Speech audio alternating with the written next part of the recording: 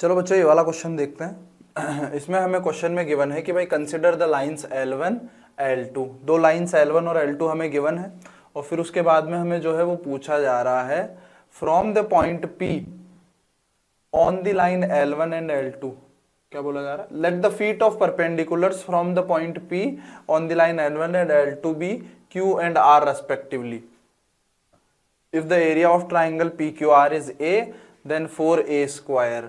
मतलब बेसिकली क्या बोला जा रहा है कि ये P पॉइंट है 5, 1, -3, यहाँ से L1 पे और दूसरी लाइन L2 पे हमने क्या डाले? परपेंडिकुलर्स ड्रॉप किए। ये पहला परपेंडिकुलर, ये दूसरा परपेंडिकुलर, ये P पॉइंट हो गया, ये हमारे पास में Q हो गया, ये R हो गया, ये L1 लाइन है और ये L2 लाइन है।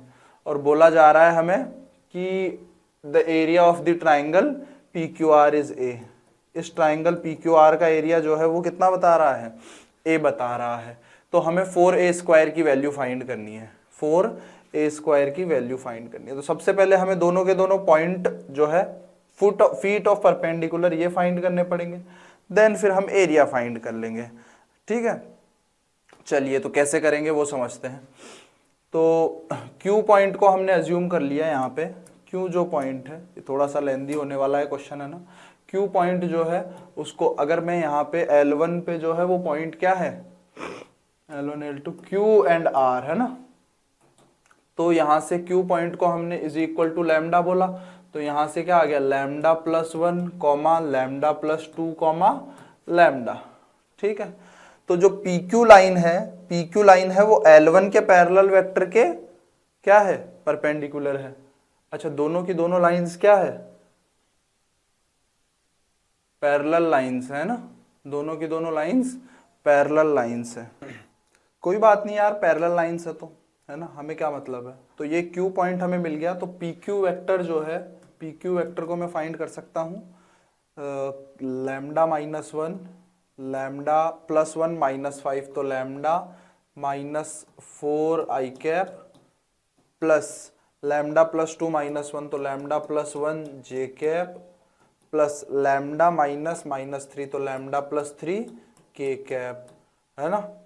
ये जो है ये हमारे पास में PQ वेक्टर आ गया। और PQ के जो L1 लाइन है इसके पैरेलल वेक्टर क्या है? I cap plus J cap plus K cap, दिख रहा है ना, अपॉन 1 लिखा हुआ, ये अपॉन 1 है, ये अपॉन 1 है, ये अपॉन 1 है ना। तो यहाँ पे PQ का इस I कैप, इसको मैं लेट्स से एक वेक्टर B वेक्टर बोल देता हूँ, है ना। तो PQ का B वेक्टर के साथ डॉट प्रोडक्ट जो है वो 0 होगा, तो PQ डॉट B वेक्टर जो है वो 0 होगा, क्योंकि PQ और B वेक्टर दोनों परपेंडिकुलर वेक्टर्स है, राइट। तो यहाँ से हमने क्या किया? यहाँ से सिंपली हमारे पास में lambda -4 plus lambda plus 1 plus lambda plus 3 जो है वो 0 आ जाएगा। तो यहाँ से लैम्डा की वैल्यू 0 आ जाएगी। तो लैम्डा की वैल्यू 0 आने से Q पॉइंट क्या मिल जाएगा हमें? 1, 2, 0 मिल जाएगा। एग्जैक्टली सेम हम किसके साथ करेंगे? R पॉइंट के साथ में। R पॉइंट को मैं क्या अज्यूम कर सकता हूं? R पॉइंट को मैं मान लूंगा this is equal to mu. तो यहां से 2 plus mu comma mu plus 1, इस तरीके से हमने पॉइंट R को अज्यूम कर लिया। तो PR वेक्टर जो है, PR वेक्टर क्या आ जाएगा?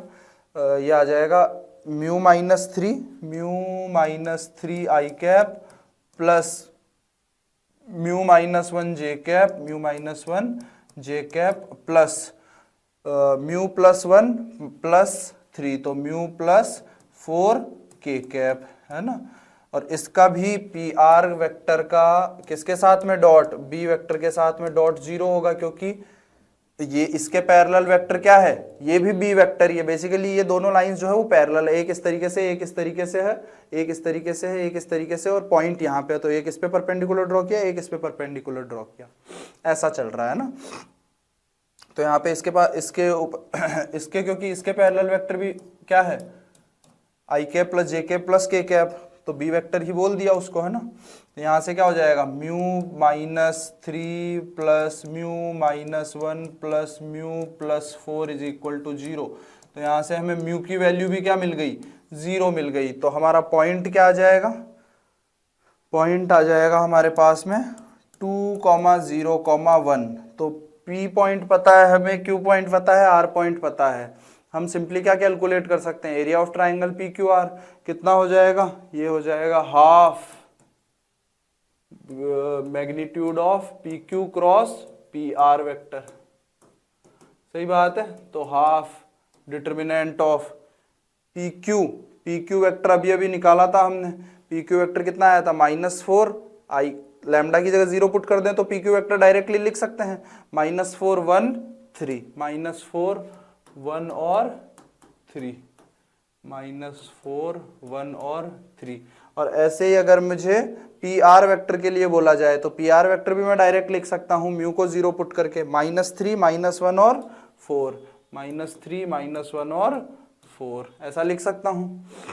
ठीक है, यहां से क्या कर लेते हैं, इसको A को कैलकुलेट कर लेते हैं, तो ये कितना आ जाएगा मॉड ऑफ ये इधर से कितना आ जाएगा 4 माइनस, तो ये 7 आई कैप, फिर इधर से कितना आ जाएगा -16 प्लस 9, -16 प्लस 9 बोले तो -16 प्लस 9, तो ये -7 आएगा, -7 प्लस 7 जे कैप हो जाएगा, इधर से कितना आ जाएगा 4 प्लस 3, तो ये +7 के कैप, तो ये यहाँ से मैग्नीट्यूड जो है 7√3 आ जाएगा, है ना। तो यहाँ से हमें बोला जा रहा है A, ये तो A हो गया, A स्क्वायर कितना हो जाएगा 49 × 3/4, और हमें बोला जा रहा है 4A स्क्वायर फाइंड करने के लिए, तो 4A स्क्वायर कितना हो जाएगा, 4A स्क्वायर हो जाएगा 49 × 3, तो वो आ जाएगा बेसिकली हमारे पास में ये 98, फिर 147 है ना, 147 मिल जाएगा हमें आंसर, तो थर्ड हमारा करेक्ट आंसर आ जाएगा। ठीक है।